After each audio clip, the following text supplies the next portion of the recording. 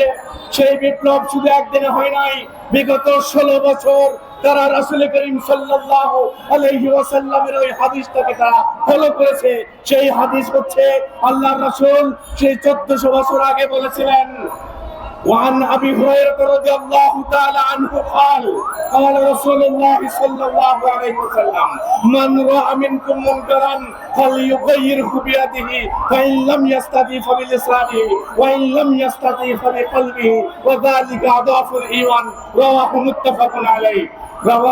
আল্লাহর রাসূল সাল্লাল্লাহু আলাইহি ওয়াসাল্লামের একজন প্রখ্যাত সাহাবী হাদিস শাস্ত্রের দিকপাল হযরত আবু হুরায়রা রাদিয়াল্লাহু তাআলা আনহু বলেছেন, রাসূল করিম সাল্লাল্লাহু আলাইহি ওয়াসাল্লাম বলেছেন, তোমাদের মাঝে যদি দেখতে পাও সমাজে কোনো অন্যায় অসৎ কর্মকাণ্ড পরিচালিত হচ্ছে, তোমরা তোমাদের দুই হাত দিয়ে তা প্রতিহত করো, আর যদি তা না করো তোমাদের জবান দিয়ে তার বিরোধিতা করো।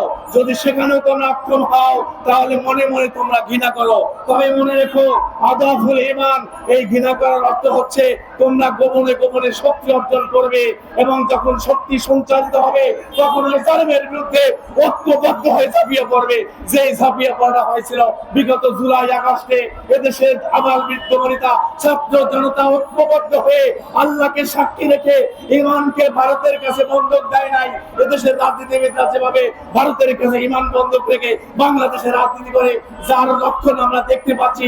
বড় বড় বিরোধী দলের রাজনীতি যারা বিগত দিনে বিরোধী দলে ছিল, তারা এখন ইসলামের বিরুদ্ধে কথা বলে, মাহফিলে পাতা দেয়, এবং সর্ববৃহৎ ইসলামী দল জামায়াত ইসলামের বিরুদ্ধে উঠে পড়ে লেগেছে, যাতে এদেশে কোরআন এবং ইসলামী আইন প্রতিষ্ঠিত করতে না পারে। আমরাও চ্যালেঞ্জ গ্রহণ করলাম, এদেশে নাস্তিকবাদ, হিন্দুত্ববাদ, ইসলাম বিরোধী কোন শক্তিকে বরদাস্ত করা হবে না। এই জাতীয় প্রেস ক্লাবের সমাবেশ থেকে বলে যাচ্ছি, আমরা যদি নাও বেঁচে থাকি, আল্লাহ যদি শাহাদাত বরণ করার তৌফিক দান করে, জেনে রাখো তোমরাও বাংলাদেশের মাটিতে বসবাস করতে পারবে না।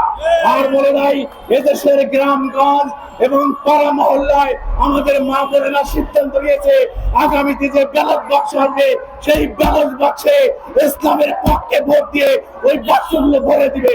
কোন স্বৈরাচারের দোসররা একটা ভোটও পাবে না, এটা তারা বুঝে ফেলেছে। তাই তারা ওই হারুন ফারুনরা ইসলামের বিরুদ্ধে বক্তৃতা দেয়। উনি একজন মুফতি সেজেছেন। আরে হারুন, তোমার বউ তো এক ধরনের ওই দাউদ বলা চলে, তিনি যেভাবে বক্তব্য দেয়, ওই দাউদ এবং তুমি এই বাংলাদেশে কিন্তু ঠাঁই পাবে না। অতএব সতর্ক হয়ে যাও। আমরা এখনো মুখ খুলি নাই। এই জাতীয় প্রেস ক্লাবের সামনে রেখে বলছি, ইসলাম বাংলাদেশে প্রতিষ্ঠিত হবে, কারো রক্তচক্ষুতা আয়বা এবং আমরা গ্রহণ করবো না। বাংলাদেশের গর্বিত সেনাবাহিনী, বাংলাদেশের পুলিশ, আনসার, বিজিবি সহ যারা রয়েছেন, সব প্রশাসনে যারা রয়েছেন, প্রত্যেকে ঐক্যবদ্ধ হন। এদেশে ইনসাফ ভিত্তিক রাষ্ট্র প্রতিষ্ঠা হলে আপনারাই সর্বপ্রথম সর্ববৃহৎ মর্যাদা পাবেন।